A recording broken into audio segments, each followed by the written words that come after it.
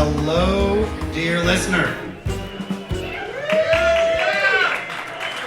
Thank you so much for coming out tonight to the first ever live, what are we calling this? Talk Story. We have tonight epic legends. We have you. We have booze. We have pictures. And to be honest, I don't know what more you could want on a Tuesday night in January. If you haven't found a seat and want a seat, there's some available. If you want to hang by the bar and drink it up, you're my people. Just do that. Otherwise, we're going to get started for a fun evening. And I would like to invite up, I didn't even know where they were. Are they ready to come up? If you're in the audience, one Rusty, one Jojo, and one Taylor Knox. If you're out there, make your way to the stage.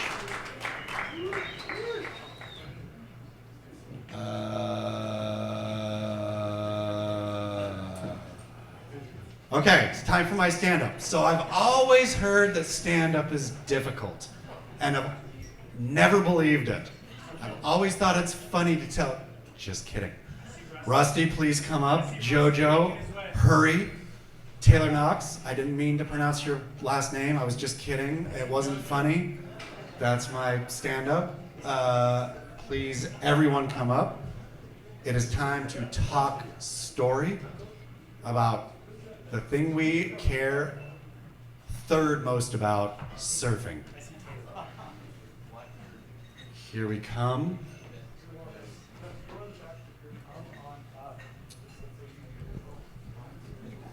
Legends. I'm going to interrupt real quick. Oh, what? Why? We're told by the venue, for those of you who grab stickers off the tables, do not slap them up in the venue. And also, do not leave the trash from the sticker backings anywhere as well. So, enjoy them, take them home, don't use them here. Peace. Really? You were told that? You were told not to sticker up the belly up with Beavis and Butthead, Chaz, and David Lee stickers. Did you like those? But I love them. DJ Rusty, Preisendorfer.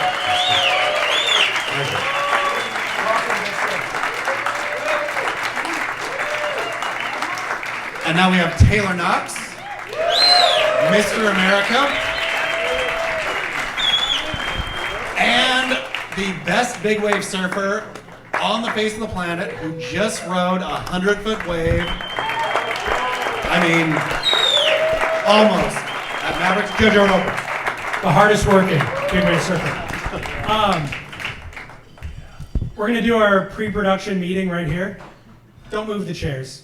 The chairs are lit for where they're at right now, so have a seat, grab a mic. Don't shuffle around if you don't mind.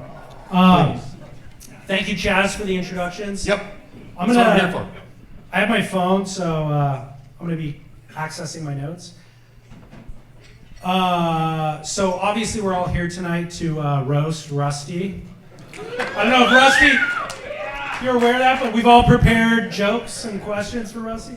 Bring on. But honestly, I thought I was going to be nervous to be here tonight, and I was waiting for the nervousness to kick in. As I was driving down, I really just felt a sense of gratitude and joy to be participating in this. I feel like I'm in a privileged position to where I get to spend time with people who I idolized growing up, and got an opportunity to make that available for everybody else. And like, why can't we just do a community event where you get to hang out with these super cool people, shapers, surfers? So that's what tonight is all about. And thank you all for coming out to participate in it. Which leads us to our esteemed audience. We've got the likes of the biggest surf fan in the world, I think. Officially the biggest surf fan in the world. Do you know who the biggest surf fan in the world is? Karen Howard. Devin Howard's mom. Karen Howard. Karen! Not only did she birth Devin Howard, but She has her own track record of contest results on the East Coast. Hall of Fame, I think, isn't it? She is Hall of Fame inductee on the East Coast. I should have queued up her photos. I have a bunch of photos of Karen. Watches every WSL event, gets up in the middle of the night to watch WSL events, reads Beach Grit every day. If you can even imagine reading Beach Grit every day.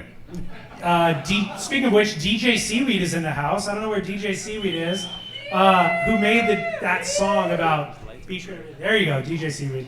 So he's been integral in the preparation for tonight's show as well. So Karen, shout out. Devin, shout out. All of you who came, thank you for coming. Thrilled to have you guys here. I want to kick off kind of with the most important detail of the night. Rusty, how do you pronounce your last name? Preisendorfer. With the mic. Give it to the mic. Preisendorfer. Preisendorfer. Because I feel like Chaz says Preisendorfer. I do say Preisendorfer. I'm so sorry, Rusty, for like 49 years of mispronunciation. That's okay. PT is one of my best friends, and he still calls me Preisendorfer. So. Down into me and PT, thick as thieves. So that's on the record officially for the history books. Thank you for saying that.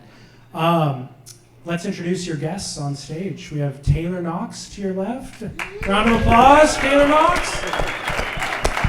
And one Jojo Roper on your right. I should have queued up the appropriate photos for that, sorry. Rusty, with a mic up tight, give me your first introduction. Where did you first encounter Taylor? Mic up. Once again, PT was our marketing director. It was probably about 1990. Yeah, about 1990, right when I was qualifying. Yeah, it was kind of, he was just like right around the time when Kelly Slater's hyperkick thing was happening, and I remember I made him a board for the OP Pro, and it was 17 5/8, 6'2", about 6 inches of nose rocker, 3 inches of tails rocker, and I go, Taylor, man, you look great in the pocket. Thank And God I died in the pocket too. Yeah, thank God I phase pass. Now Kelly's riding lower entry rocker entry boards and blah blah blah. I didn't know him in that picture. Like, I thought I was riding for Rusty, and I ordered this board from Witt's Carlsbad Pipeline, and he said, okay, yeah, you're going to be on the team. I think he gave me like 10% off, and I know Rusty had no idea who I was, and I got my board, and I'm like, I'm on the Rusty team. And then I was at this contest watching my friend Paul Barr, David Barr's brother, and he said, hey, yeah, and he goes, hey, Grom, give me that board. And I'm like, I just got it, though, and it's brand new. And, and he took it and won the contest on it. And I was afraid he was never going to give it back, but he gave it back all dented up. And I was like, God, man, that was kind of the Grom life back then. What was your awareness of Rusty? Did you have an idea of who he was or the brand or anything? I mean, obviously it's a different brand, but. Well, of course, like back then, this is going to make me sound old, but there was a couple of magazines that came out once a month. There was no social media, so we would read this magazine for 30 days until the next magazine came out, front to back. Articles that we've already read, we read them again just because we were bored. And so I was seeing some of his. I didn't know Canyon was Rusty. I knew more of Canyon than before I knew Rusty. And there was this kid that would come into our amateur contest and just smoke everyone. His name was David Eggers. And we'd be like, this kid was like Kelly before Kelly, right? And so I saw Canyon all over David Eggers' boards, and I that's how I first got to hear about Rusty. But I think the most impactful Rusty moment for me in the beginning was watching Occy do this aerial in this beginning of this movie called Beyond Blazing Boards. And pretty iconic aerial by Occy. Never been seen, I've never seen anything like that. It was mind blowing, and I saw that he had that logo on the board. So then I was like, okay, this is eventually who I want to work with, because he's kind of like, between him and Gary Linden, they were kind of the top dogs of San Diego with the best teams. Is that how you got so good at doing airs? Yeah, I'm known for my airs. Yes. I keep waiting in the mail for that Stab Invitational, but I must be moving around a lot or something. He must be missing me somehow. In preparation for tonight, I was watching some old footage. You landed a couple. They cut away at the landing, I noticed. Yeah, But, yeah. I'm not sure. They're more like maybe a credit card could get under there, and then I always went back to my back, and it was not a good look. Shout out to Gary Linden, too. I saw him here today. Yeah, Gary's here. There you go, Gary. So we're going to get into how you met JoJo, or your first memory of JoJo. Think about that.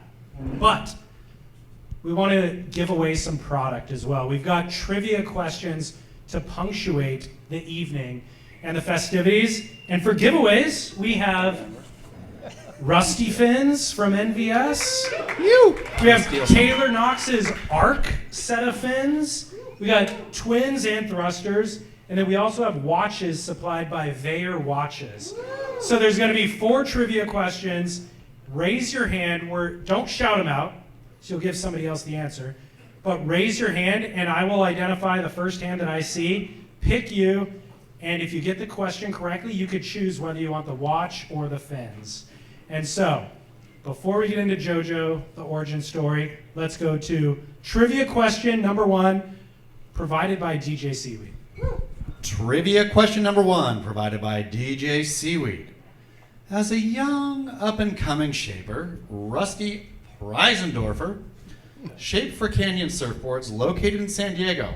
What, quote, canyon is that label referring to? I saw one hand come up before the question was even done. The young lady in the front.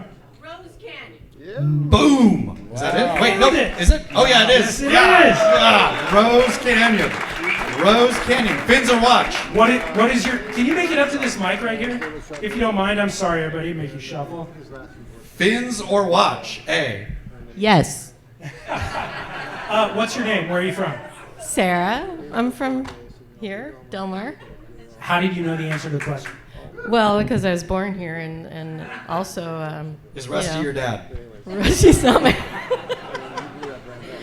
But I made a Rusty airbrush logo in my middle school art class, and that was the thing back then in No 8th grade. Wait, the R dot? Yeah, So- the R dot. Oh. Rusty, Actually, it was a sand-blasted mirror. It was so rad.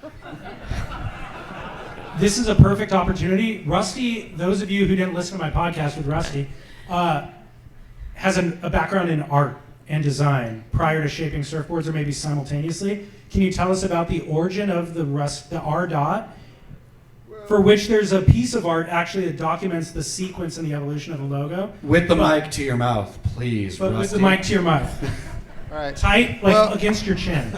Okay, how you want a 5-cent answer, a 50-cent answer, or a $1 answer? Long A answer. long answer. Okay, well, when I was shaping for Canyon surfboards, I signed the boards, but I didn't even think I should have a logo on the boards. And then PT said, "Are you kidding?" And so I kind of came up with a block R dot, and then that transformed into a Rusty RUSTY, and then I took the dot off, PREI, took that dot, and that's called in art, that's called a trigger. And so I hand drew the R dot, and it was on a little piece of paper, and a good friend, Henry Hester, who was working for K-Pro at the time, took it up to the stat machine and blew it up and roughed it up a little bit. And, and that's how the R dot was born. And it's, my humble opinion, I think it's a timeless logo. But Yeah, Rusty, real quick, do you feel pride every time you see the R dot of I crushed one of the most iconic logos, not just in surfing, but I'm gonna say in design history? I don't know if Timmy Patterson knocked it off, TP dot, Tim Ferriss, he knocked it off, and there's all of a sudden you start seeing logos with dots, and I trip, because there's all kinds of different R dots now, and it was, I'm not gonna say it was the first one, but, It's in the ether. It's- They put it out there, and then everybody. He was the best one. Right. Far the So- best one. So He still sends his emails with the R dot at the end. That's right. To this day. That's right. yeah. He's And text. So The boss who's in charge of my business these days, she's J dot, so. Jamon from NVS, can you make your way up here and just hang out right here while I tell this story? So, my introduction, similarly, when I was in junior high, maybe, came from a working class family, so having new clothes, it was like a special occasion. First day of school, you had your new clothes and you were proud to show up at school wearing that. And I remember it might have been 7th or 8th grade, went to the store and I picked out a couple of items. 2 t-shirts and shorts, Rusty shorts, and the 2 t-shirts were Rusty with Taylor Knox on the back, smashing an end section, and the other one was Kalani Rob. But they were 2 Rusty, and I showed up at 7th grade or whatever grade that was, proud. So, special moment for me tonight to be here with you guys. The Kalani, for anybody, you were smashing the end section on the right. For anybody who cares, Kalani was doing an air at Rocky Point. Probably an air reverse. On his special K-board? They blurred out the artwork, but literally it was the cover shot of Good Times, I think. Did they threaten to sue you for that? Oh, Rusty? Special K? Yeah, the special K? No. Okay. That's good. Back when they were cool. Back when they were cool. So we just gave away a set of Rusty's tri-fins. I just wanted, Rusty is very proud of the tri-fins, and like while we were having conversations about something unrelated, he's like, hey, have you tried those Rusty fins from NVS? Like, turns out I have a pair of the twins. And he goes, did you recognize the concave? And he tried to explain it to me. I said, save it for the podcast. Rusty, tell us about the fins. And then Jamon is part One of them, I mean, co-owner names should come up here. co-owner of the NVS, which is the company that manufactures the fins. So you guys tell me about how you came to this design and what is the value of the design. Yeah, come on, be professional. No, I mean, I feel like Rusty should be talking about this mostly. Well, go ahead. Rusty, what is the design of the fins? Well, it goes back to Curtis Hesselgrave, legendary fin designer, absolutely legend. And he worked with Hansen on a dolphin and all kinds of different designs over the years. And in 1999, I asked Curtis, I go, what are you doing new in fins? And he said, well, I'm working with Laird on these fins with inner foils. And I just went, duh. I just say duh. But so we designed 5 different sets of fins. I took to Menowise, I think, and I tried them in, with kind of a shallow inner foil, a little bit of leading edge curve. And as we went up the ladder, the fins got deeper and deeper concaves. And it turns out the ones with a little bit more subtle inner concave are insane. I mean, birds have, they don't have flat wings. Planes don't have flat wings. Fish don't have flat wings. And it's logical. And, a little bit of curve on the leading edge, on the inside leading edge, keeps it from cavitating. And, the amount of curve on the inside generates more curve, more lift, but shorter arc turns. And, someday Kelly just came out with his, I think, a year ago. But I think, yeah. At some point in the future, I think, it's like asymmetricals. I think everybody's going to be riding ASIMs, and I think everybody's going to be into these fins with the inner foils, and different placements and things. So. You have thoughts, Jamon? And if not, tell us about the construction. Well, I think what Rusty said makes a lot of sense. Look at nature, right? In general, nature's taken millions of years through emergent properties to just figure out what works through process of selection. And so you look at the foils on the fins that we were doing for Rusty. And a lot of it comes from Hesselgrave, but it's biomimicry, essentially. Look at the birds or the fish that move in the ways that you would want to mimic in surfing, and follow the same lines. That's kind of what we've done with those fins, and it works really well. But real quick, how much of it came from Kelly Slater? Yeah. None. I mean, he inspired me as a Grom. I'm just kidding. Yeah. Well, we have another set. We have a set of twins to give away of the Rusties, and then again, 2 sets of ARC fins from Taylor Knox as well. So that Real quick, you did Yeah. ask about construction. No, go ahead. It's something that Rusty was one of the first people to really key into is their G10.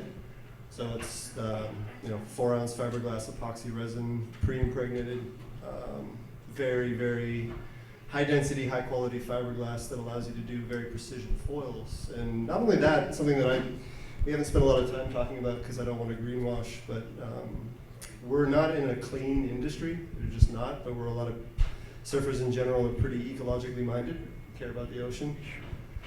And I think one of the things you can do if you actually want to try and produce a more sustainable product is make stuff that lasts. So these fins that we've built and fins we're making for Rusty, I think we're the only fin company in the world that offers a lifetime guarantee, as far as I know, because they're going to last for 100, 200 years. I mean, they're going to be generations. I've had sets of them for probably 8 years now that are still like brand new. So I mean, they if they ever fall apart, we'll replace them. they won't. don't even get nicked. Yeah, they won't. Yeah. I mean, they're going to last for hundreds of years. So. All right. Well, thank you, Jamon. And NVS, by the way.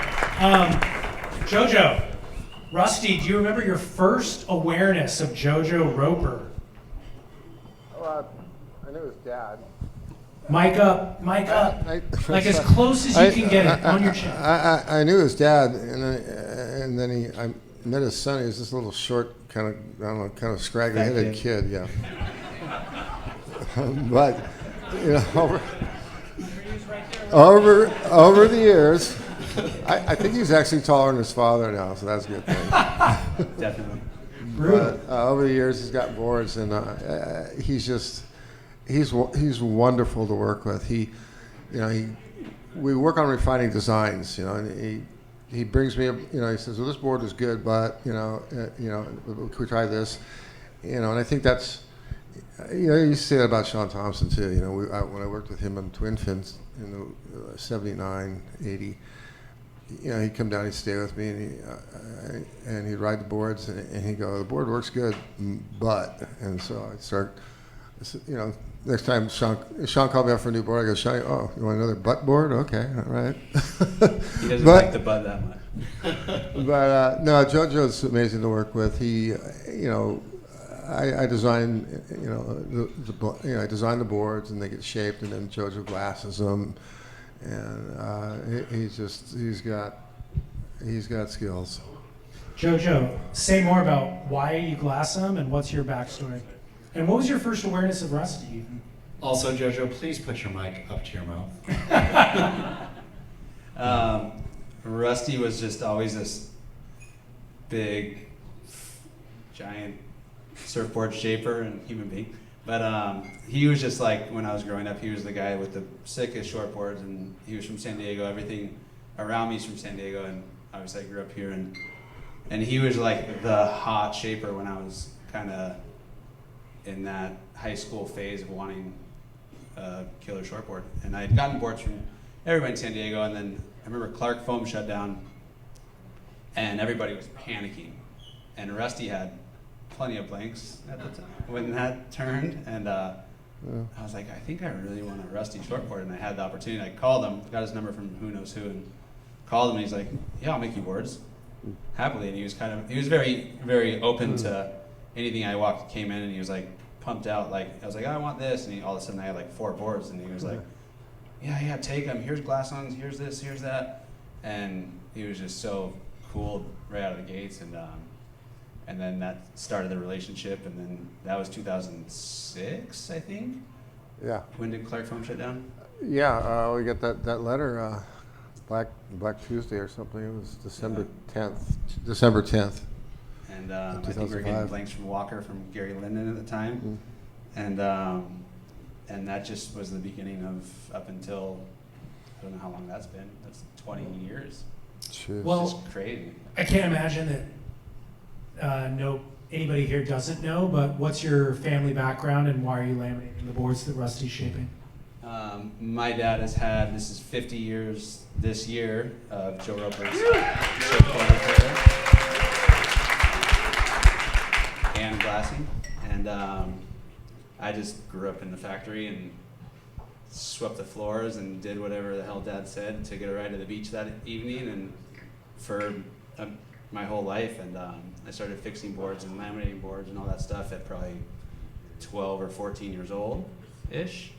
I started glassing all my own at 16, everything that he would make and beyond, and I just love it.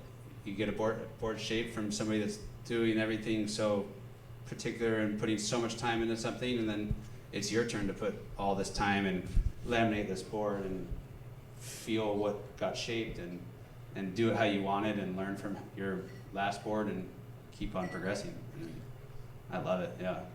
So.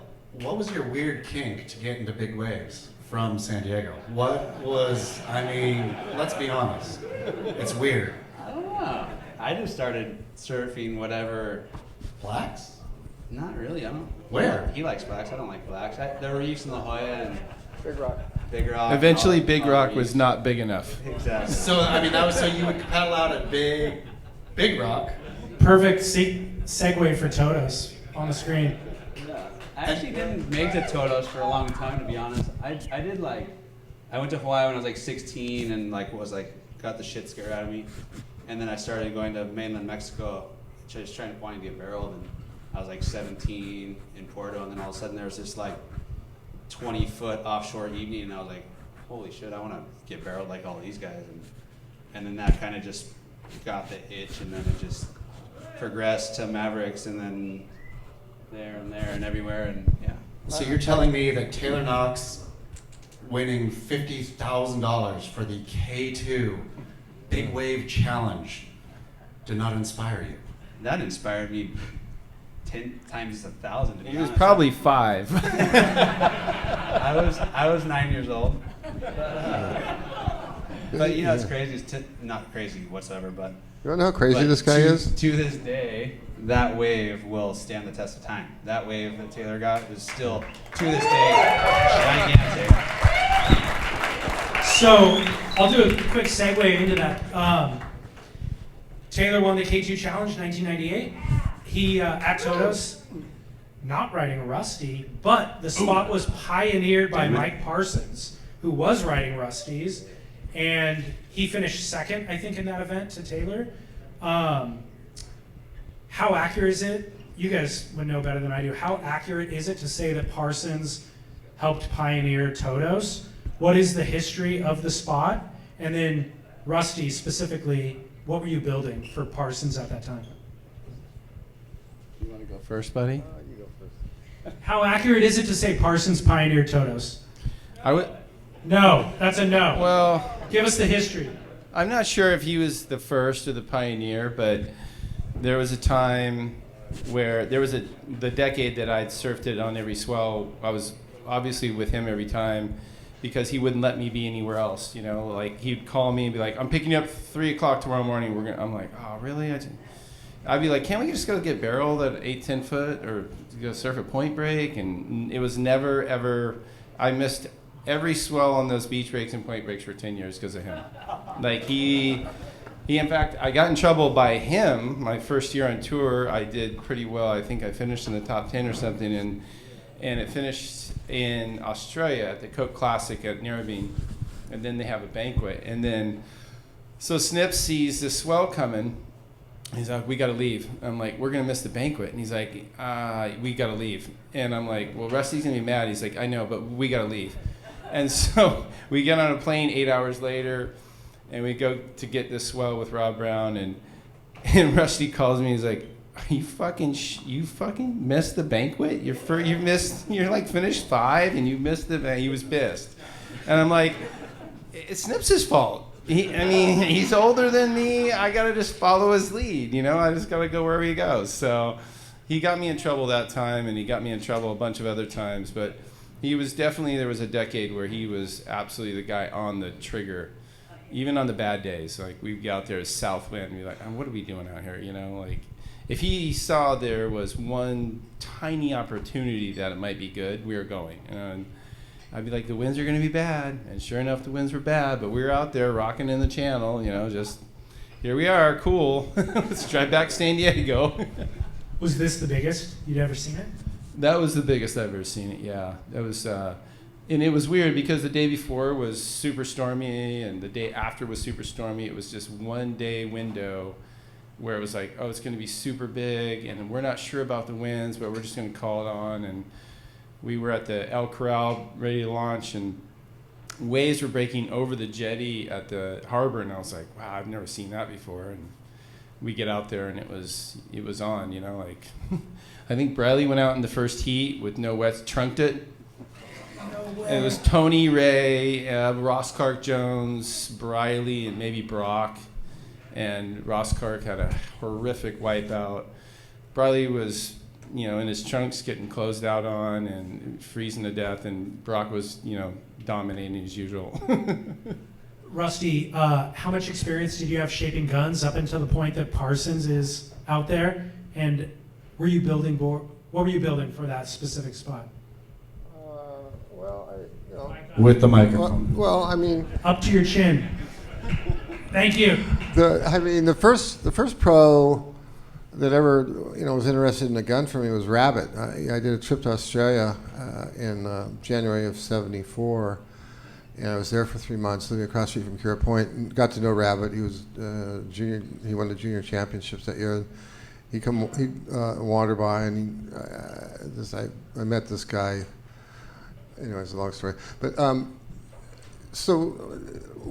every now and then between Kira Point and Snapper Rock, and back then, you didn't really. It was Greenmount Point. It was a longboard wave, whatever, and Snapper was kind of a short holloway. It wasn't a super bank, but there would be a big left out in the middle out there, and Rabbit. I had an 8.4 or something like that, and Rabbit kept eyeballing the board, and he said, he was pretty shy. He kind of goes, well, could you consider leaving that board behind for me? And I go, sure. And so it's been a long history. But guns. Mike Parsons in the '85 Margaret River contest, he took a long. He's the only one that was smart enough to take a long gun down there, and half the pro. He was like in the third or fourth round, and everybody kept coming up to say, "Can I borrow your gun? Can I borrow your gun?" So it's like, I surf blacks, and just I didn't never ride giant waves, but surf biggest waves in San Diego and Big Sunset, and I love making guns. I mean, it's just Yeah. Perfect. Well, since you took us back in time a little bit there with a Sean Thompson comment, we have our second trivia question of the night. Get your hands ready. Notice the first winner fired her hand up before the question was even done. David Lee has very good eyes. I now have to wear readers, so I am not the one looking. David Lee is in charge of this. I'm going to read the question with my readers. What Australian, Taylor, Jojo, you guys can shoot a hand up too if you want some. You can't. Sorry, boys. Well, I haven't read it yet, but yeah, sorry. I tried. Oh. What Australian Goofyfoot surfer?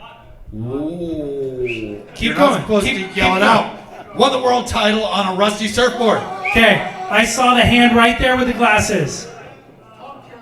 Whoa! Boom! Tom Carroll won the world title. Rocking wait, no, we have a follow-up question here, so can we give two away? Oh, I forgot. There is a follow-up question. So somebody in the back, by the way, the question was, which Australian goofy footer was the first to win a world title riding rusty surfboards? Somebody shouted Occy. They were wrong. The guy with the glasses was correct. Tom. And he also followed the rules by putting his hands up. But wait, should we, does he get to double down and get two gifts? You already won the gift, but there is a follow-up. Make your way up to the mic. So it was a misconception. You were correct. Occy has ridden those boards, and he did win a world title later, but Tom Carroll won his world title in '83 and '84. '84 was riding rusty. We'll hear more about that in a second. But the follow-up question is... Pork. You got it. I think David Lee already said, but let's see what your memory is. What year? You get the trailer. Oh, shoot. fuck. You only have the left fin at this David point. Lee legitimately just said it. I was gonna say 82, but No. it's 83. You, man. 85. Wait, no, what are we going to do here? We got a. So what year did Tom Carroll win? He doesn't know. It's That- been a long day. Yeah, Sure it has been. But also, what are. David Lee. I was gonna say 82 or 83. 84. Keep going up. 84. Yeah, 84. All right, so we've got They're the all wrong. Taylor Knox. They're all wrong. They're all wrong. It's 85. what? It wasn't 85. Okay, 85. It's 85. There you go. He got it. all right. He got it. So, Here's where the rubber. Go ahead, get on the mic though, so people can hear you. well, Don't be a rusty I wanted to on the get mic. the fins, but I want to make sure they're gonna fit Josh's board. Your fins, Yeah. they're gonna fit Josh's board. Yes. Okay, Josh who? my son. Oh, okay, gotcha. Wait, So we've got how the does, Rusty. How does Rusty know your son? We've got the Rusty. How many Joshes? Twin plus Raise your stabilizer. hand if you're a Josh out here. Taylor Knox. Grab Twin the. plus stabilizer or Taylor Knox trifin. Grab. Yeah, twin plus stabilizer. So- there you go. Sorry, Knox. How old are you? How old am I? Yeah. 64. It's a rusty So night. so if you're 20-ish, 30-ish, and your name is Josh, raise your hand. Oh, he's not here. Your son's not here. He couldn't make it tonight. I can't believe there's no Joshes here, aged 20-some to 30-some. You're all lying. Like 50% of you are lying right now. Congratulations. Congratulations. So, for the record, we had back and forth about this Tom Carroll world title thing. I'm relying on the internet, and I'm also GJC I was was 3 apparently years too. old at the time, so my memory doesn't serve. Rusty's claiming the internet is wrong, and I trust Rusty. So what are the details? Well, there's several articles where Tom. Carroll, Mike. There's several articles, mainly in Australian magazines, about how Tom gives me credit for his second world title, and it was 85. And yeah, I mean, Tom was one of those guys. I can't beat him. I got to join him. So they couldn't figure out how to beat Occy, so they started getting boards from me. Yep, there it is. Handsome, short little man. So Yeah. look at those two blokes on the right. They were tiny back then. How did they build them so pocket-sized? Jojo? So what was your experience with Tom Carroll? Tell us about the relationship and the title. Well, he, a wonderful guy. We stayed in touch over the years. He was a heavy backfoot surfer, and I think the first board I made him was a double wing squash tail with his fins. Like a normal board, the fins are about 10 and 3/4, give or take a little bit, up from the in the rear fins about 3 and change up from the tail. His boards, the fins were 10 inches up, and the trailer fin was 2 inches. It was so far back on the board, you couldn't stand the board upright. It just he was a heavy backfoot power surfer. But you've already been shaping for Occy at that time, right? Yeah. So you're kind of used to that. Like midget Australians? How did you say for midget Australians being a giant American? Small, powerful It's- Goofyfoots is apparently what he likes. Yeah. So this actually is a perfect segue to where Taylor enters the scene, right? Taylor. Wait, look Taylor's at- not a I was midget? completely odd. I was Taylor's like like lanky normal and a regular size. foot. Didn't fit his mold. Taylor, are you a normal-sized man? I'm just an average sized man. Yeah, that's what I feel. He is not Occy/Carroll-sized. I'm taller than that. Yeah, exactly. That's like you can fit those two in your pocket. You have one in Back your right then. and one in your left. He was inspired by. You entered the scene looking up to those guys. Really? As Yeah, a you- normal-sized man, you looked up to Occy? Midgets, and- literal Yeah. midgets. Yeah. Yeah. Occy and Carroll were like How my did you two think you were heroes. to surf like a midget? I just, I don't know. I had a lot of gangly arms. I had to reel Exactly. in. And, Well, like, what do you do? I mean, Well, I this started whole wa- thing is weird, to be honest. I'm going to be quite frank. How tall are you, Rusty? Are you like 6'8"? I'm 6'3.5" and shrinking. Pre-shrink or now? I'm still shrinking. Yeah, but like, what were you at your height? 6'4". Yeah, I'm gonna say 6'5", because tall men always push low. So I'm gonna say Rusty was a solid 6'5". I'm gonna say Taylor, you are completely nice and average. Jojo ain't, but Jojo rides big waves, so that's how Jojo makes up for that. Is by riding- He gets a couple extra inches. Waves for look those twice waves, as for sure. big. I'll take You it. know, Yeah, just totally. joking. I'll But take it. Taylor, I never looked at you as a short man. I always thought you as Captain America. Captain America was always like, you know, the average American is 5'11". So you're stinking looking up to Occy and Tom Carroll as your... Looking down and up at the same time. It's an oxymoron. They were literally on a pedestal. They Yeah. were collecting world titles. Yeah. So They were always on stage and I was down below, so they were Okay. always taller than me. So that brings us to 1994, Philippines. Tell us about this photo and your relationship with the Philippines. You know, as much credit as I can give Rusty on this whole thing, a lot of this credit goes to Evan Slater because God he bless Evan Slater. drove me to go onto this trip. I did not want to go. I was doing a ton of contests that year. I think I did like 40 or 50 contests, and I had a small window, and he was bugging me. And I mean, he's my best friend, and he was like, "Come on!" And I was like, "Dude, I don't want to travel anymore." I'm like, "How long is it going to take to get there?" And he's like, "Oh, you know, just like a little flight to Philippines." And I'm sitting in like Mindanao, and it's been 2 days, and I'm still not there. And I'm like, "Dude, you said we were going to be here in 12 hours. This is our second night, and we're not there yet." And then we got on a boat, and so we ended up going on this trip, and we surfed this terrible left, just right on the other side of this wave, because we couldn't see this wave. We didn't know this wave was there, and we were surfing this bad left for a couple of days. I'm like, I can't believe I came all this way. I'm living in this shack, and there's holes in the roof, and it would rain on us, and the person would ask us at there, you know, what do you want to eat? And I'd be like, I don't know, chicken or something. They'd just grab the chicken by the throat and cut its head off, and I'm like, oh man, I don't even know days I can take of this, like, and so finally after we got bored surfing the left, and we took the boat around, and from the back this wave looked unsurfable, looked like it was on dry reef, and so I was just so mad from surfing that left. I was like, I'm just gonna go paddle in there and see what it's like. And so I paddled in, and the first wave I see just spits its guts out. And I'm looking back at Evan on the ponga, and I'm like, get over here as fast as you can. Come over here.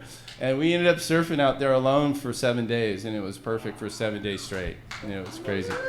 Cloud 9, yeah. So. Do you remember the dims on that board is the question from the audience. I can tell you this, that board was not over 18 inches wide. Or 2 inches thick, maybe? And probably 2 1/8. Yeah, something like that. But I was probably like, 20 pounds lighter at that time too. Is there any awareness of anybody having surfed the spot before? Yeah, there was. There was a guy that he found it. I forgot his last name, but he died on that point. And then there was a guy with us. It was super funny. His name was Kevin Davidson. There was a lonely one Australian in this camp with us, just us three.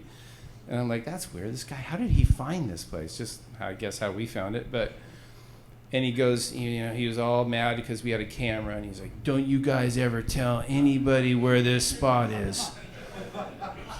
He was the first guy to open a camp there. And you were the first to send him customers? Yeah. And I've never been back. Like that, I'm never going to surf it alone for 7 days, and I'm not going to be with my best friend probably. And so I'm just not going to, I don't know if I'll go back, but, we'll see. I know a lot of people rely on you for fitness advice. Do you have any tips for memory? Because that was 1994. Mushrooms. So tell us about your new mushroom sponsor again. I don't have one. No, I know. I'm just kidding. Circe Wallace. Circe Wallace, Taylor Knox's former manager of the house. To the person laughing the hardest in the front row. And I feel that she could be his current manager. Circe, get to the mic real quick? You want to get on the That's mic right there. real quick? I would trust Circe. She's helped me out many a time. She's an old friend. Circe Wallace, ladies and gentlemen. Hi, the boys. wife. The by far the better half. When did you manage Cappy America? I feel like it was early 2000s. Yeah. So, do you remember any banging deals? You got Taylor Knox. Oh God. Well, this is interesting. So, I'd signed with OP, and Oh right. God bless him. We love Dick Baker. Rest in peace. That man. he was wonderful. He's a wonderful person, and he really liked Circe. He called her the Barracuda. And I was like, that's who I want on my team. So he was so nice. OP at the time was going to go down, and he gave me a warning. He's like, get out of here. This place is going up in flames. I'm going to let you out of your contract if you want. And at that time, Rip Curl came to me and said, hey, we'll sign you, which is really rare in the middle of a year. Usually the budgets are set, and they're like, wait. So I was like, I called Circe. I'm like, Circe, I need your help. I'm like, I don't know what I'm looking at here. There's a bunch of like clauses and, I don't know clauses, but you do. Can you help me out? And, she was so gracious. She's just like, yep, got it. It was probably like a 5-minute read for her. And that was about it. And we ended up hooking into that Rip Curl deal. And I always thank her for that. Yeah, That was huge of that's you. family. Thank you. I'm thankful for you, Taylor. Not to mention, she has 2 daughters that are badass. Like, one is a professional soccer player, basically, or Vanderbilt, and the other one is a ballet savant. So, watch out for her girls. Do you Behind every good and man. Chaz had a part of the girls. He has a part of the girls. barely. Do you have any Taylor Knox memories, honey babe? I remember I was in South Africa at J-Bay, and I was pregnant with Ava at the time. And I think just in retrospect, here we are, 5 white dudes on stage. But Circe Wallace was really mad about this. by the Behind way, every of good the lack of man is a good representation. woman, and I think that I was just really appreciative of the men in my life and the athletes that entrusted in me as a woman to represent them in that time. And I'm really thankful for you and believing in me, and I love Women you. are the most powerful thing on the planet. Let's go, girl. Thank you, Circe. Chaz is going to prep another trivia question, but I just realized I need a little administrative duty. Jamon and Leif, the surfboard giveaway. We have that box with all the Post-it notes. I am not convinced that everybody wrote their name on a Post-it to put into the box for the surfboard giveaway. So Jamon and Leif, grab Post-its and send them down each aisle with a pen. And if you did not already submit your name to win one of these rusty surfboards tonight, write down your name on a Post-it, put it in the bin, and then we're going to pick a random winner at the end of the night. Forgot to tell you guys that. Is Jojo Roper's gun also available? No. So these are the 4 boards that are available. Rusty, do you want to say anything about the 4 options? You only get one. But you get one of these? You get to pick the one you want. What? These are 4 new models. Yeah, the one. Mike? Sorry. The one on the far left is called the So Fun, and it's a collab I did with Craig Butcher, who ex-South African pro, who's our European distributor. It's an Bob everyday Eubanks. board. It's plus volume. I'm Vanna. And it's EPS epoxy with carbon Kevlar rails. You ride it as a tri or quad. But Craig normally rides like 28.5 liters, and I built him one that was 35 liters, and he took it to the Maldives and a few other spots and was freaking out because the board worked in a wide range of conditions. And it's got a beak. Beak's something every shaper back in the day had a beak in the early 70s. And it generates lift. It doesn't really add much volume, but it generates lift. It's called the Kawanda effect. But that's going to be an offering coming out here really soon. Next one's a low rider. Wait, this is not out yet? Yeah, it's out. Yeah, you can get one. Lowrider? And the low rider. I really, I don't know if anybody here knows who Torrin Martin is, but I really, Torrin, really enjoyed. Or Devin Howard. Devin Howard. Devin Howard is the Yeah. better Torn Martin. Yeah. From what I. But anyways, I've made bigger boards for bigger guys all my life. But what I want to make is a performance mid-length board, and I call it mid-length, 7 foot to 8 foot.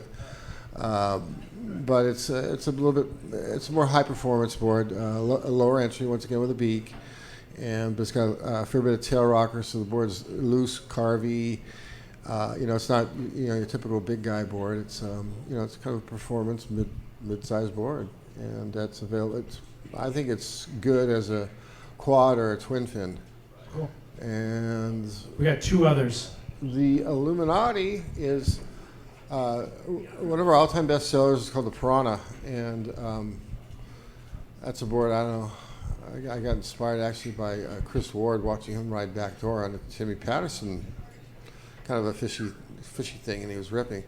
So I came back and I scrambled the design on a napkin, and I came back and called it Piranha. Sorry, Gary, I think you had a Piranha too. But Lyndon, didn't you have a Piranha? Yeah. Okay. But anyways, that's prompted me to kind of really work on names now, make sure nobody else has used that name before. But so the Illuminati is actually Rick Hammond and Hoy Runnels' efforts to bring back the Piranha, but they've updated it. It's got a little bit narrower nose, a little bit more bottom rocker, and it's a great once again, it's one of those kind of high performance everyday boards.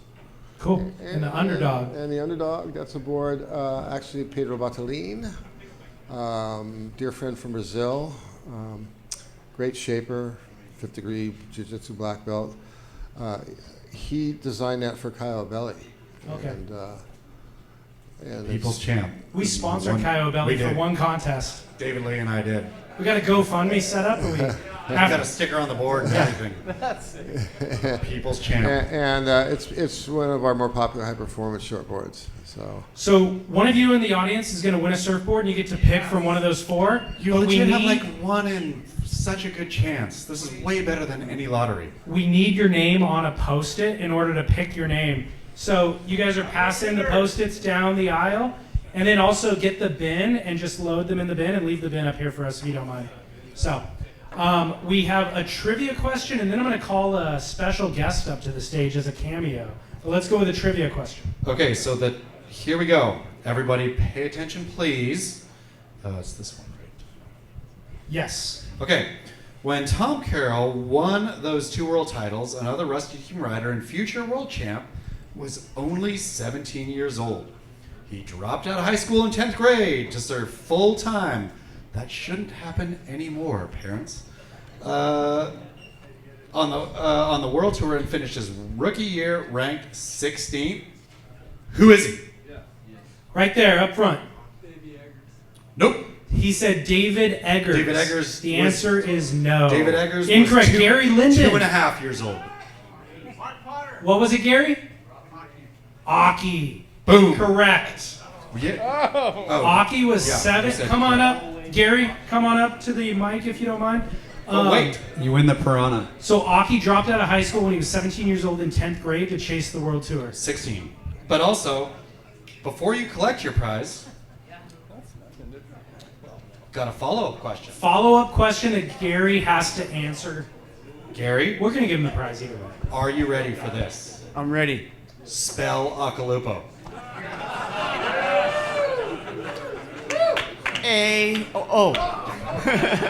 O-C-H. Wait. Double the C's real quick. Yeah, no, I can't spell it. Good enough. Good enough. O-C-C-H-I-L-U-P-O. I was getting there. You were I close. was getting there. Nailed it, Done. Gary. Done. So you get to pick. You want a new watch or do you need a set of fins?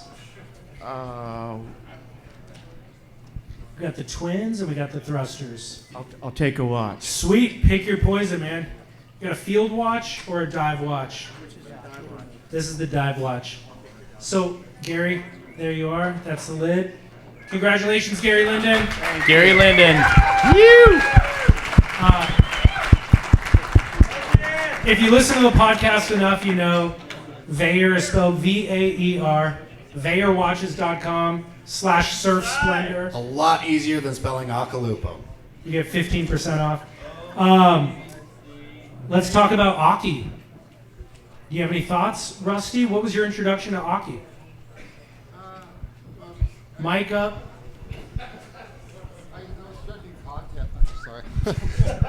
I guess I was a pro judge for a few years. My first contest was the Stubby's Trials of Blacks in the fall of '79, and then there was a contest in the Body Glove Series, and there was a contest in Ocean Beach Pier, and it was it was like May 1983 or something like that. And I saw this young, I was already making boards for a lot of the guys, and I saw this young Goofyfoot, and he was, obviously very talented, but I could see the board was holding him back, and so I introduced myself and I offered to make him a board, and he said, "Yeah, sure, I might." And he goes to South Africa, and I think he beat Sean Thompson. He did really well in that contest, and he came back, and I gave him the board, the OP Pro, and he goes, "Well, I'm going to ride a board I'm used to." And he took it back and he won, the Aussie Pro Junior title that year. And then he took it to the Marui, and he was in the quarters, and he snapped about 6 inches off the nose, and kept riding. Bob Hurley calls me and he goes, "Could you make Occy a couple more boards? I'll pay for them." I go, "Yeah." And so. That turned into, he's, in business there's a term called tipping point. Occy, I was already making boards for a lot of great surfers, but Occy was like my tipping point. And he was a freak. He was the antithesis or whatever to Tom Curran. He went head to head with Tom Curran, beat Tom in '80. He beat Tom in '85 too in the OP Pro, and he's just. Legendary, and he rode the boards for a few years. Luke Egan, a lot of the Billabong riders ride my boards and everything. And about 1987, Gordon Merchant, who was, head of Billabong at that time, he told Luke, he goes, "Luke, I don't care if Rusty doesn't have a logo on your board. Even if he doesn't sign the board, if I find out you ride one of Rusty's boards, you're off the team." And so that was kind of the end of it with the Billabong guys. Yeah. Well, I'm going to call a special guest up on the stage, Steve Sherman, if you don't mind joining. Jojo Prep, you're going to come up next to talk about the December 23rd, 22nd swell. So prep those stories in your mind. But for now, Sherm, hand you the mic. Yeah, guys. Steve Sherman's been documenting you guys this evening through photograph, and he has a gift that he would like to present on stage, and I'll let you do all the talking. Well, I was going to bring this to give it to Taylor. We did a shoot about 2 months ago, and it was Momentum Generation 30 years later, and I wanted to give this to Taylor.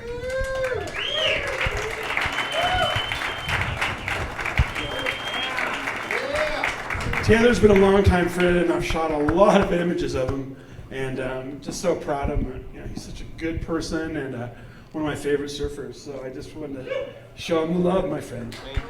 Real quick, Sherman. What is a favorite moment? Probably surfing Burley Heads with Taylor. That's the best part of it, surfing with him and just being around the world with him. Not shooting. No, I'd rather surf with these guys than shoot. That's why I don't shoot surf photos much. That is the truth. He would rather be in the water. So we've not want to shoot us. J-Bay, all across the world, I've surfed with them. So that's kind of why I do this. Can you explain? So the image, can you hold that image up? I wish I would have had the thing on the projector. Basically, everybody's seen the Momentum photo of who would become iconic surfers standing in the back alley. This photo was taken how many years later? 30. So 30 years later in the exact same alley. Explain the first photo and explain the second photo. Taylor Steele called me up and he goes, hey, Sherman, he goes, I want to do a group photo of all these surfers. And I was not really shooting surfing at all. I was working for Travel Skateboarding. But he knew of my stuff, so he goes, okay, Sherman, I'm going to have these guys show up at your house in Solana Beach at 2 o'clock. He listed all these names, Kelly Slater, Taylor, Donovan, Shane Dorian. I'm going, sure, yeah, right. I'll meet you there at 2 o'clock. I'm thinking no one's going to show up. Every one of these guys showed up at 2 o'clock. And I took them in the backyard, then we walked over to the car wash, and I put them up against the alley to try to do a band photo type thing. And it came out really cool. So that was iconic, and that was in the Momentum, film. So then 30 years later, Taylor goes, hey, let's reshoot it. And so we got everyone there. Greg Browning, he's going through some tough times, but everyone showed up for him, and so we shot that with him. And it was just a beautiful moment, and even Kelly showed up. Were you equally surprised round 2, 30 years later, that everyone showed up? No, because once Taylor, he didn't set anything up. He's like the Godfather. He pulled them all together, and also Greg Browning was going to be there, so all the boys rallied around him. So it was a really beautiful thing. We shot it like in a half hour, and then we were gone, just like the first one. So it was a beautiful moment. I thank these guys for doing it. There you go. Congrats, Taylor. Is there any way, by the way, where do give me your mic. I see your photos on Instagram or the internet or on the back of a surf film. Can people buy your photos? Where are the photos? Oh yeah, they can buy them. Where, can they buy that photo? You can buy that photo. I have two. I have 2 of those right now for sale. No, on Instagram, get a hold of me, or I saw a lot that way. It's all through my Instagram at T-Sherms, and they're very reasonable. I call them blue collar surfer prices. So just get a hold of me, and you can get anything I have. Kelly, Occy, Eddie Vedder. Amazing. I saw it all. But anyway, yeah. So I love Rusty. Rusty gave me my first opportunity to shoot work in the surf industry. I was working for the Skateboard magazine, and him and Dave Carson said, hey, Sherman, you want to shoot some stuff?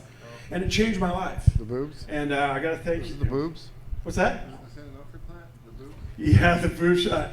Yeah, that's Rusty's favorite. Dave Carson wanted to do a swimsuit issue shot, so I got the nuclear power plant and turned it sideways, made it look like boobs, and we ran it in the swimsuit issue. I think that was Rusty's favorite act. Look at him. He's a fan of that kind of thing. I knew you'd say that. It only took 1 hour. Rusty said too much. I thought it would happen at the 45-minute mark. Well, thank you guys for all the things you've done for me. Hey, thanks for shooting. Thank you, Sherm. Yeah. Love you, buddy. We're gonna make all these photos will be available to you as well. Thanks to Sherm. So, Jojo Roper, I feel like we've neglected you thus far, but I've got tons of footage to showcase. You've had quite the winter. Let's talk about. The Maverick swell. Well, Peahi, Jaws was running for 4 or 5 days leading into that. You then competed in the Eddy. The day after the Eddy, he somehow magically appeared at Mavericks to surf the Day of Days. Rusty, before Jojo speaks to that, you had your hand up. Put your mic up too. Yeah, to your chin. I called Jojo a day or 2 after the Eddy, and I go, man, how's the Eddy? And he goes, oh, it was fun. It was fun. And he goes, yeah, I surfed Jaws for 3 days before that, and I came and did the Eddy, and I did the red light, and I surfed Giant Mavericks. And by the way, I just got back from Sussepuedes. I drove all night. Here's the Eddy photo, 2 of them. Can you talk us through the approach of that swell? What the game plan was? Did you have boards already, or did you have to get some made? Yeah. Tell us about the swell. Well, that was like a crazy run of surf. That was like, there's 3 swells back to back to back. So we knew that Jaws would be good for the entire stretch because there was no wind in Maui, which is super rare.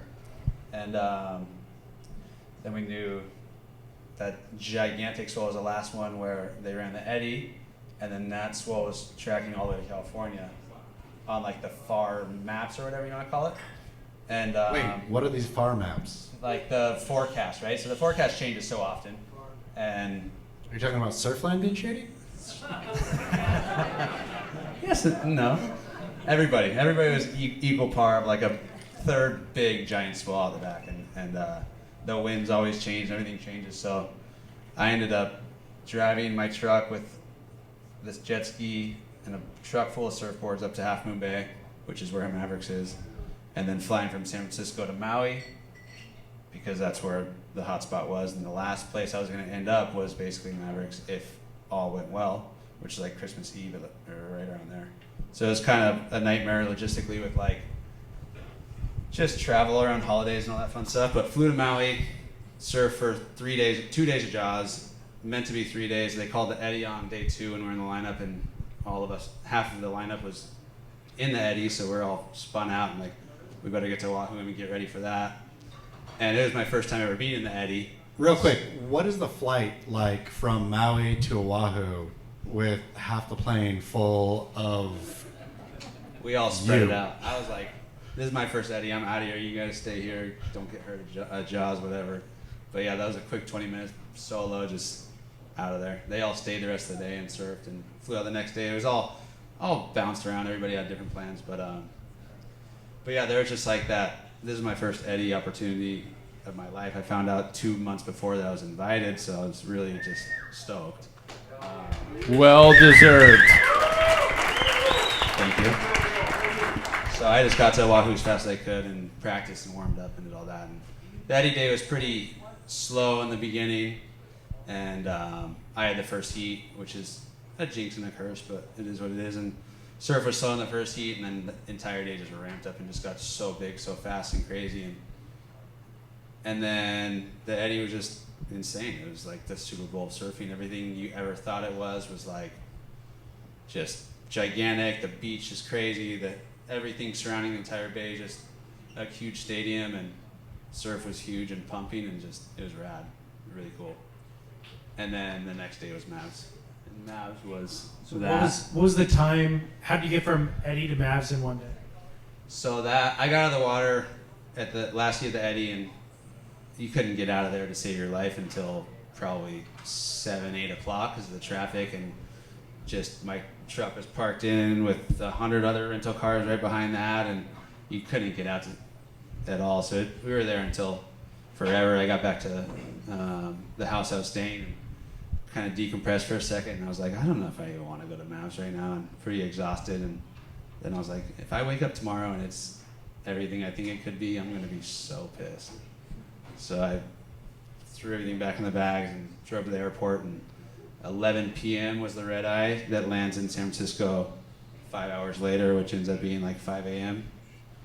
And woke up and it was game day again, and drove straight there. Yeah. What did you do on that flight? I slept hard.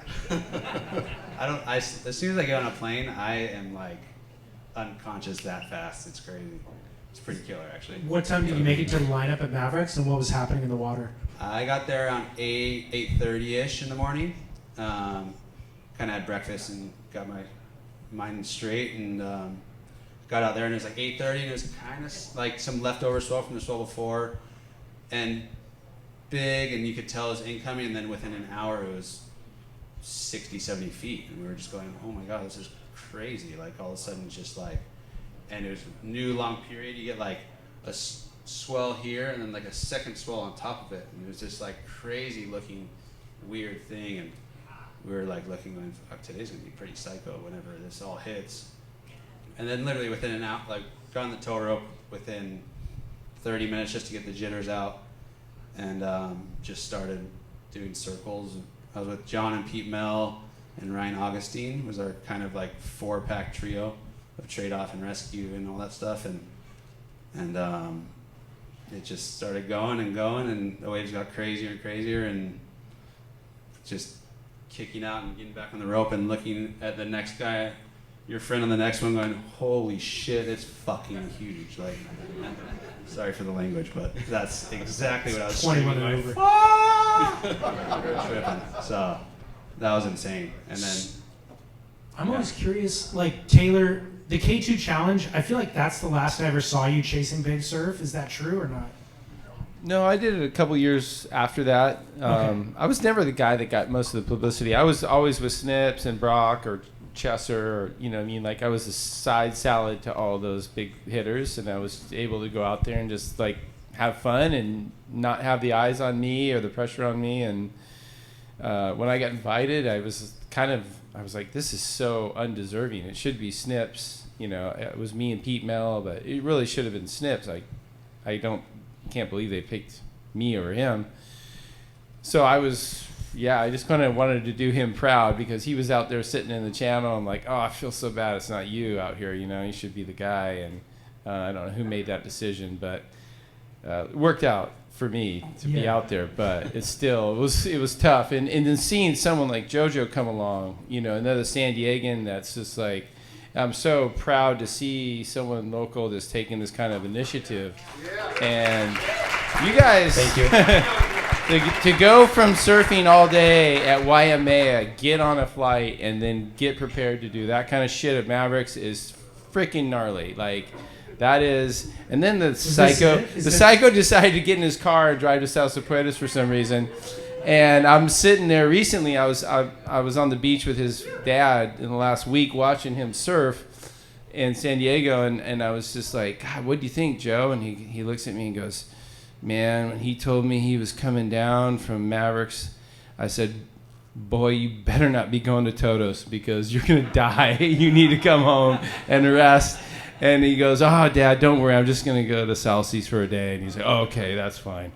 But it was really cool to get sit and talk to his dad for like an hour while he was out surfing. It was really it was good to hear from a father's perspective how he was getting a little bit worried about his son being such a psycho, chasing all these waves around here. And Joe himself was a psycho, and it's good to see that someone pulled him up on it and was like, hey, you better pump the brakes here after a day at Waimea and Mavericks, okay? Madison, we want to make sure you get home to Madison. She told me the same thing. She's like, no. Not a chance. Well, the reason they're concerned is, of course, if all goes poorly and you wipe out, and I know everybody loves a wipeout reel, right? So let's check out the Jojo Roper. For all of your accolades, I'm always curious, what is the worst?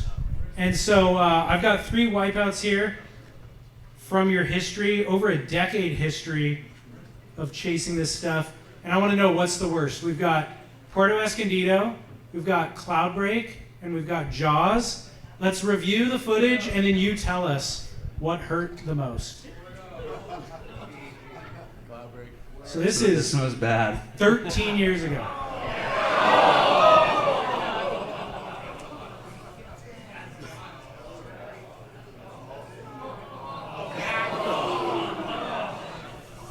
You know what's funny is my dad told me, he's like, you got on the map from a wipeout.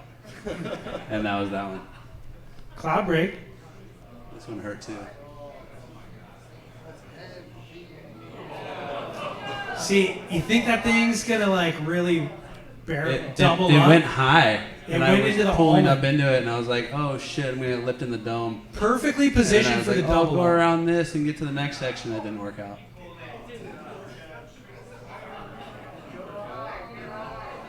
That thing, I goes, right when those inflation things came out, I was like, fuck, I might as well use this thing.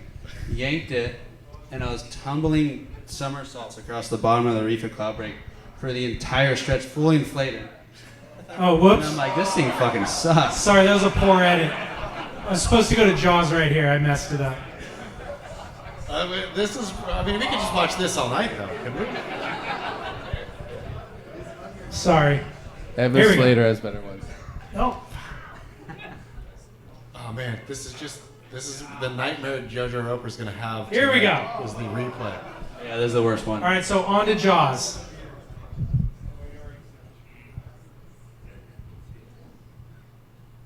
This one was bad. Looks so beautiful right here. No problem.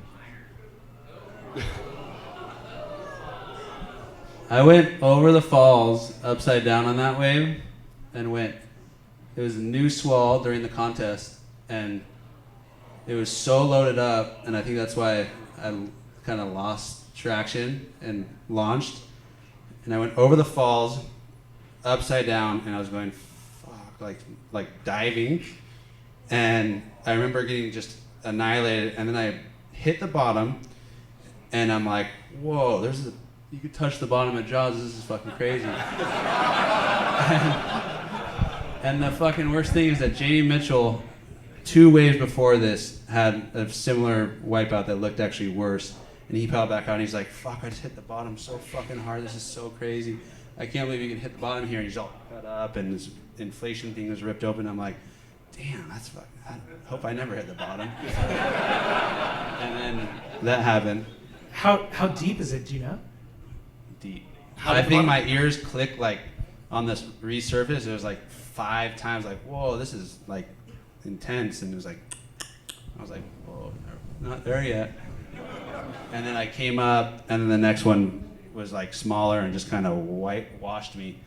And I'm like, well, that was pretty radical. And then like halfway through the heat, and I'm like, fuck, I gotta get back out and get another one.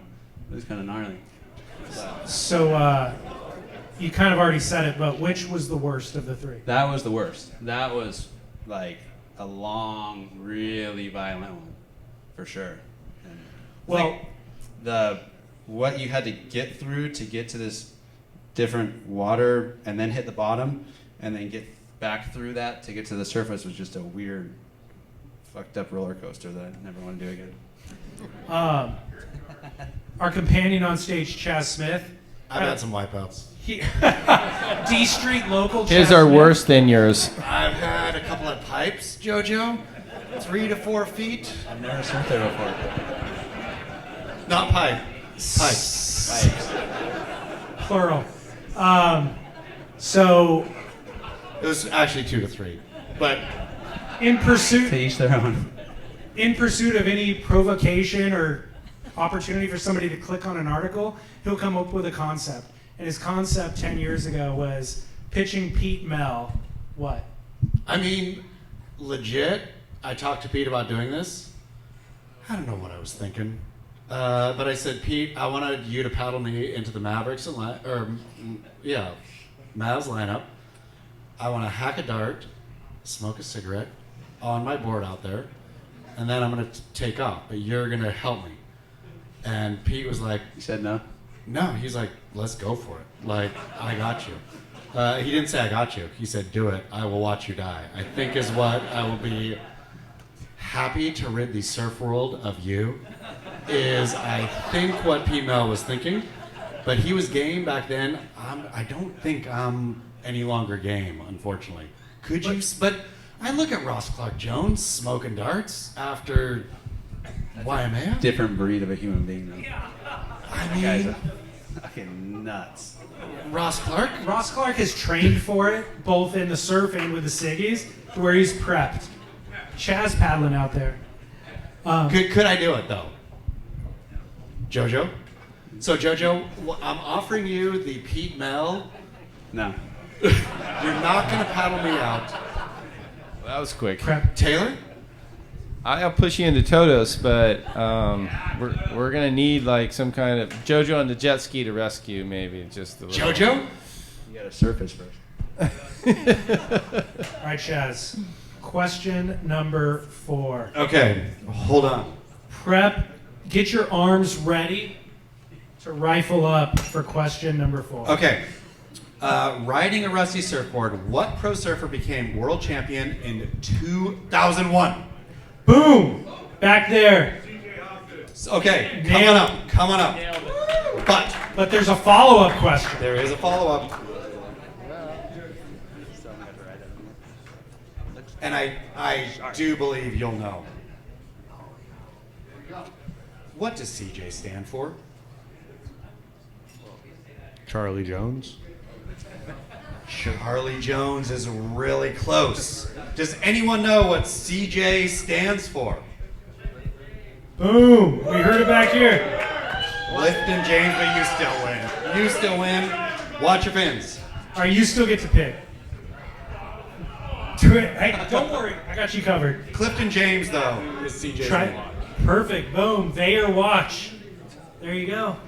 You got it. Hey, Do you want that one or you want the dive watch? Because I'll let you pick your favorite. What's your name? Where are you from? Tell the mic. Micah, I'm from Oceanside. Micah from Oceanside, taking the Vader, the dive watch. All right. Good? Cool. All right, there's the lid. Solar powered, by the way. 6 hours of solar light gives it 6 months of energy. Look at this guy. Look at Siege. Rusty. I know you've probably got some Siege stories, but guess what? Siege has his own that he would like to share with you. Yeah, CJ. Oh shoot, it doesn't have audio. I forgot.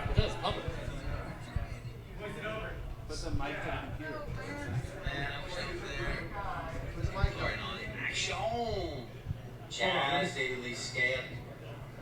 Rusty, what's up, big dog? I think Preston, you were tributing you today. I don't know, man. Man, I wish I was there. Take part in all the action. Chaz, daily scales, everyone out there. Yeah, dude, Rusty, we love you. Thanks for taking me on for the ride. What a time. What a time to be alive and surfing, man. Tabarua, Frontiers could be. Jerry Lopez, the Pipe House. Oh, man. I couldn't have picked a better time. And a better person to do it with. So thanks, Rusty. You. And man, how lucky are we to have our very own Matthew McConaughey in surf. CJ Hobgood. I love the East Coasters. They're the best. I mean, I'll tell you a funny story. Like, I was in Tabarua 2 years ago, and Dave Clark was there, and I think they're doing a book on Tabarua, and obviously he's going to be a big part of it. Was he the guy who founded it, Dave Clark? Who was he? Was an early owner. I know that. He was anyway. Yeah, he was a partner with John Roseman. He was pre-John. And so Rusty took us there as a team trip in '96, I believe, or '94. I can't remember, but we got incredible restaurants. And Dave Clark 2 years ago said, "That's the best restaurants I've ever seen out here." And I was like, "Really? Oh wow, it was really good." But I didn't expect to hear that. But the Hobgoods were on the trip. It was like me, Pat O'Connell, maybe Todd Chesser, and the Hobgoods. But Pat O'Connell didn't know to say their name. They were like teenagers, like 14. He would call them the Hoogabooms, and he'd be like, we'd go out and we'd surf Cloud Break for a couple hours, and the boat was like ready to go in and have lunch, and we were like all about, let's go in and have some lunch. And the Hoogabooms would stay out. They would never come in and eat, and they would literally get the first boat out in the morning, and they wouldn't come back until the last boat. They wouldn't eat. I don't even know if they drank water. It was like. And we were so irresponsible. We were like 2 14-year-olds out there surfing the reef by themselves. No one's watching them. It was just like back when surfing was really, really good. What? Rusty, did you have any thoughts you want to share on the Hobgood 2001 world title? Yeah, well, Micah? Yeah, I was actually in Tabarua. Thank you, boys. I wrestled with, going to the North Shore and, and watching, the contest. And I said, nah, there's no way CJ's, he doesn't have a chance. He's 8 out, And I woke up the next morning in the boatman and go, hey, man, you got to be psyched. And I go, what? And he goes, yeah, CJ won the world title. I went, fuck. Yeah. And so he won it, Sunset on a 6/8 that I shaped him. Most of the boards he rode were Bill Johnson's, but he won the title on a 6/8 round pin that I shaped him. Pretty stoked, very stoked. Well, one thing that I think is worth noting, CJ texted me this message with the video that he sent, but he said Rusty had the best stable of shapers, and I think Rusty has mentioned that to me. Anybody I've ever talked to about Rusty mentions that as well, which is the team of people that are supporting you. And so Morris? that 2001 year, yeah. CJ mentioned by name Rick Hammond, yep. Johnson, Bill Johnson, Chris Christensen, who's sitting right here tonight. Chris Christensen. Chris Christensen. Chris Boris. My shaper Borst. worked at Rusty. Is Borst here tonight too? Not sure. One of my best friends, David Barr, worked at Rusty for many, many years. Learned how to shape. Micah? Hoy Reynolds. Yeah, Hoy's still there. He's insane. So what can you say? I mean, so many shapers, I think, get the spotlight because their logo's on the board. But do you want to say anything about the importance of this, the team? Well, I've always respected all my shapers, and there's no secret. Like on my website, I give credit to the guys that shape for me, and because they're all. I mean, they're all. The guys are pretty much all world-class shapers, and they're part of my team, and I want to give them credit too. So I list them all on the website. So good for you. I think like he said, there's so many great shapers. I think the difference between whose names you see is just marketing a lot of the times, and a lot of people don't have that gift, or maybe the budget, or whatever it is, Or the RDOT. or the R dot. Exactly. So kudos to you for making that known to everybody. We've got a surfboard that we want to give away. I want to honor the person who knew Clifton James. Do you want to watch, or do you want fins? Yeah, Blakey. Blakey? Yeah, Blakey. What do you want? Fins, twins, or tri-fins? Thrusters. Thrusters. Good. T. Knox, do you have anything to say about the thrusters? Kind of inspired by probably the Al Merrick ones and the Mick Fannings, kind of in something in between. I was trying ride and mix a lot, and I just wanted something a little bigger. That's what she said. And then, so that's how my largest came about. Beautiful. They work beautifully. I have a set of those as well. So thank you for those. I think Rusty should probably do the honors of picking. We're going to also, I wanted to do questions. You need to How are put you your going to thing stick in and the... pick a sticky note out of there? Look, they're all mixed up. Yeah, Is there they're somebody that needs to throw this in? I want to do questions from the audience as well. If you have any questions that you want to ask the boys, we still got time. So queue up right here at the microphone. We've probably got time for 3 to 5 questions. So get up there. I'm going to mix these up. We'll give away a surfboard first, and then we'll do audience questions. All right, drum roll, Chaz Smith. Rusty, look away. look away, Rusty. They're all sticking together. They're He's going to gonna all pull stick like together. You got to pull one. No, you That's what did I'm saying. pull one. I was worried about the sticky note to begin with. Put your mic up to your mouth and call them out. Jojo, you call them out. Micah Icon? Wait a second. That's a 2-time winner tonight. Or Olan? Boom. Hey. Boom. When you win, you win. Micah. There's no boo. It was randomized. With sticky notes. Micah, which Micah. board are you taking? I got the big one. Micah, bring it. Micah earned it. Micah earned it. Done and dusted. Mike, is there anything you want to say on the mic? And then can you make your selection in real time? It or do you is. need to think about this? Thanks for having me. Sorry for the booze, but Take it, Micah. I'm going to take the big board because big guy. What was that inspired by? Who's surfing inspired you to take the big board? Say it. Say it. Say Devin. How? All right. Chaz Smith. Karen Howard. Karen Howard in the house. We're gonna give him Boys from NBS, is this 5-fin set for that board? That's a yes? Okay. There you go. And the board. Congratulations. Nice, Hand the board right now? nice. Wait. Hold on. Wow. You get your board. You're going to ding this thing 18 times. I hope it fits in the Uber. Should we just leave it on the stage? No, let's leave it right here. Yeah. Now it's going to get stomped on. Congratulations, Micah. Yeah, Micah. You're welcome. Congrats, Micah. So, Same rock. anybody who has any questions for the panel, please queue up behind the gentleman here and introduce yourself and speak into the mic, please. So DJ Seaweed would like to take over the mic tonight.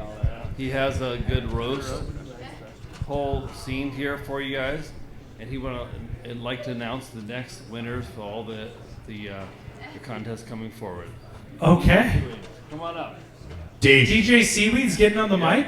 Yep, he's got on the mic. Yep. DJ even has his own hype man. You guys, I just want to say give it up to Chaz Smith and David Lee Scales for putting together a live podcast. Give it up for Jojo Roper, Taylor Knox, and Rusty Preisendorfer. And Karen Howard! I read it every day. All right. Any other questions from the audience? Now's your chance. How's it? Thank you guys for showing up.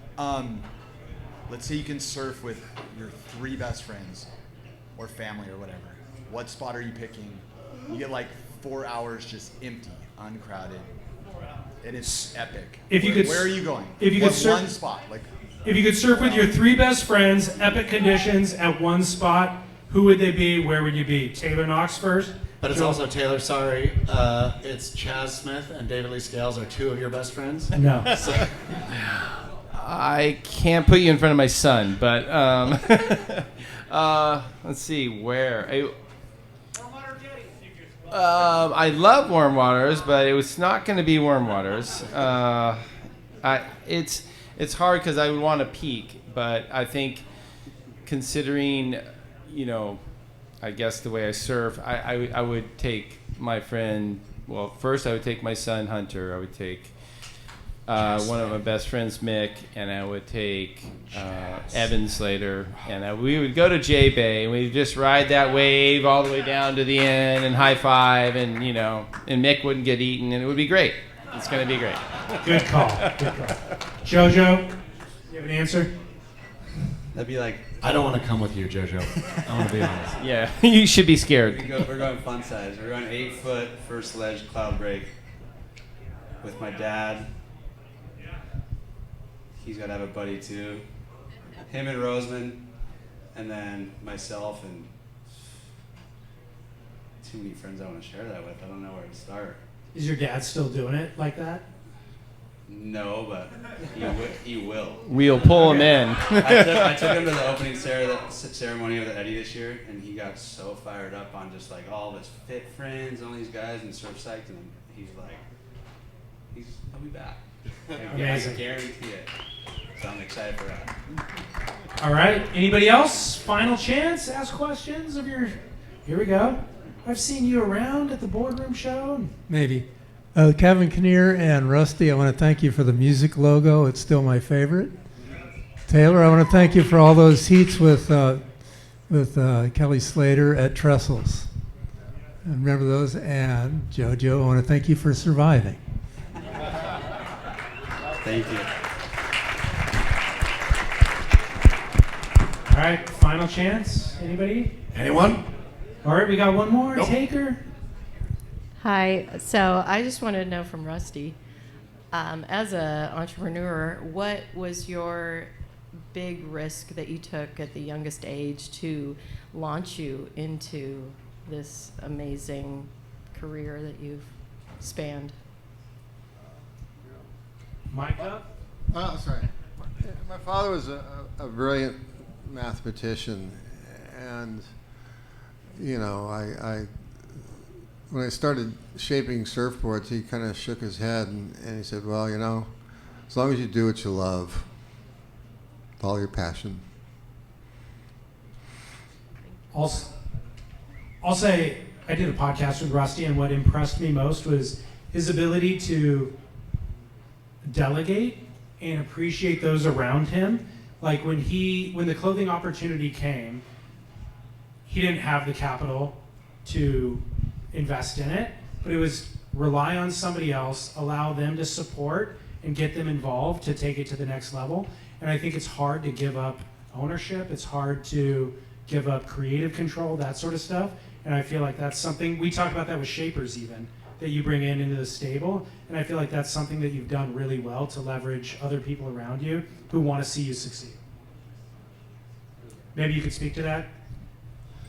I think they invest more in the person than they do the shapes. I think people believe in him, and obviously he's good at what he does, and he had some pretty iconic moments to springboard his career. I think Occy was one of them. I think Sean Thompson was like a setup to Occy, and then Occy goes and takes his board to that wave at J-Bay, and the contest was called the Country Feeling back then, and he went over there and just like blew all the world's best out of the water on his board. So I think there was a lot of Occy was the most dynamic surfer in the world, the only guy that came along and actually like people went, it was kind of the same as there was Kelly, and then Andy came along, and he was the first guy to really push Kelly to the brink, and Occy was the first guy to push Kern to the brink. It was those two together, and everyone else just seemed like they're fighting for third and fourth. And what we didn't talk about, I think, with the Tom Carroll world title was that inspired Occy. Like Occy seeing Tom do that was then, I need to get on those boards. So. People on tour talk. Right. Well, we're at the 40-year mark, Rusty. You have any final reflections on 40 and thoughts on the next 40? Where does it go from here? Mic up. In the future, we don't need microphones. Come on. The next 40 years, there's no mic. I'm just all the way up. All the way up. I'm just so thankful for all the amazing, wonderful people that that have worked for me, that I've built boards for over all the years, and I just want to follow my passion, man. Just wake up every day in shape. Well, he's doing that well. I'll go in there to this day, and I'll be like, hey, can we change this, change that? And all of a sudden, he's like, okay, we'll do that, but I'm going to make you one more, and then we're going to make one more like this board right here. I went in there to order a 9.9, and all of a sudden I came out with a 9.5 with a beak, and then this other 9.7 with just like it, and he's like, everything's going high speed in here, and he's just more as much as ever, and it's pretty rad. So thank you very much. Well, congratulations on 40. RustySurfboards.com, goes without saying. Any final thoughts, anybody? Then I'll shout out to the audience. This was, we were approached by somebody who books tours for music groups, and he was like, hey man, we're starting to book podcasts, and I'm a fan of the podcast. I think you guys should do it. This is the first time doing it, and we're apprehensive to book out 6 shows. The plan is 6 shows on the West Coast, 6 on the East Coast. We were apprehensive to do it until we went through this first experience. So this was proof of concept. And so I thank you all for coming out, participating. Thank you so much. Thank you, San Diego. Thank you. Thank you.